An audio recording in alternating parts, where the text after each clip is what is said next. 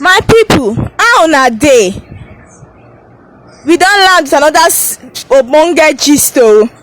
Yoruba Ogun confront the Fulani people. News wey dey reach us now be say Yoruba people don decide say they go dey confront Fulani people. Dem dey talk say yes, although Sunday Igboho na their head, as they don arrest am now, wey dey no wan make e continue wetin e dey do, dem dey call am freedom fighter, say they go continue whether Sunday Igboho dey there or e no dey there. They say this Oduduwa nation must happen. Say now they no go dey run, they no go dey fear for wetin Fulani people dey do their people. Say they go dey fight them. They talk say nothing fit stop them make they create this Oduduwa nation. Say with or without Sunday Igboho, they go create this Oduduwa nation. So my people, how una take reason this matter? They come out talk say wetin Fulani people don do, wetin Fulani people don dey show them for their own land. They don dey see shege for Fulani people. Say na their own land o, na their own southwest region, but these Fulani people don come bring their cattle, come take over their land, come still dey harass them for their own land. Say before they dey fear, their families dey fear, they no wan go out because if you go out now you fit no come back house, or if you go out now Fulani people fit harass you on the road. Sometimes they fit kill you, sometimes they go beat you, sometimes they go machete you. But now they don talk say that enough is enough, they don tire. Say there is nothing Fulani people wan do. Say the Oduduwa nation must happen. Say they go fight back, they are ready to confront the Fulani people. My people, this matter no start today o. We all know the fight wey Sunday Igboho don dey fight ever since. We even hear say they arrest am, they even arrest am go Benin Republic, but I hear say they don release am. But now we don't know if next course of action. He never come out talk anything since they release am. So my people, the Yoruba people don talk say with or without Sunday Igboho, say they dey go ahead with creating Oduduwa nation. Say they don tire, Fulani people don show them shege for their own land. Say before Nigeria dey divided, everybody know say southwest na for Yoruba people, southeast na for Igbo people, south na for Niger Delta, and all those northern region na where Fulani people and Hausa dem dey stay. But now these Fulani people don say their northern region they no wan stay there again. Say they don dey move to another people's state, they don dey move go other people territory. They don leave their north region now, they enter southwest. As they enter southwest, you be visitor for person territory. You say make you come, make you calm down, just dey follow them as you dey follow them. As they say, when you go Rome you go behave like the Roman. But no, these Fulani people don enter southwest, just dey cause kwanta everywhere, dey cause problem. They want turn this southwest region to the north.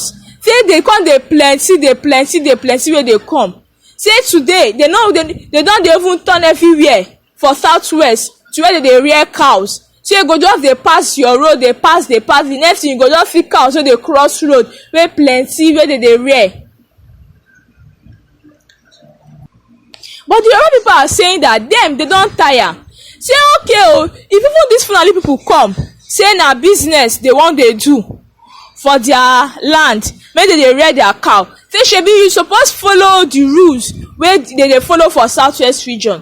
But no, you no even just come dey rear cows, dey do business. Una come bring violence enter person's territory, dey cause problem, dey harass people, dey use machete dey machete people up and down. Now people wey even be original residents of the southwest don dey fear don dey catch them to dey go out, to dey do wetin dey suppose do day by day. Some people now, as once a particular time don reach, now they no fit go out because they know say if you go out you fit meet Fulani people for road, and you no know wetin go happen to you. We've heard different stories of what people are facing in the southwest about going out at night or even during the day, and these Fulani people are actually causing havoc in the southwest. These Fulani people are actually going ahead to actually harass the residents in the southwest. We've heard a lot of stories of these Fulani people actually beating up people in the southwest, killing people in the southwest, macheting people in the southwest, and I really don't know what the southwest governors are doing about this. Now the Yoruba people have come out to say they are tired. Enough is enough. That they've been afraid for too long. That now it's time for them to fight back. That they are now going to fight back. That nothing is going to stop them. That Fulani people, they give them one, then so they go give Fulani people two. If Fulani people bring 100, they go give Fulani people 1,000. They don't tire to their fear. Because true, you dey live for fear for your own place. For where you dey born, you place where be your own. Place where una don grow up, say, this is our territory. You can't dey live for fear for that kind of place because of, say, visitor leave their side, come your place. You see, make the mellow behave like visitors. They can't come. They disturb una for your own territory. Now they say that say anything wey Fulani people dey do, say as Fulani people go carry machete, them so they go carry guns. Say even without guns, they dey protected. Say they go deal with Fulani people.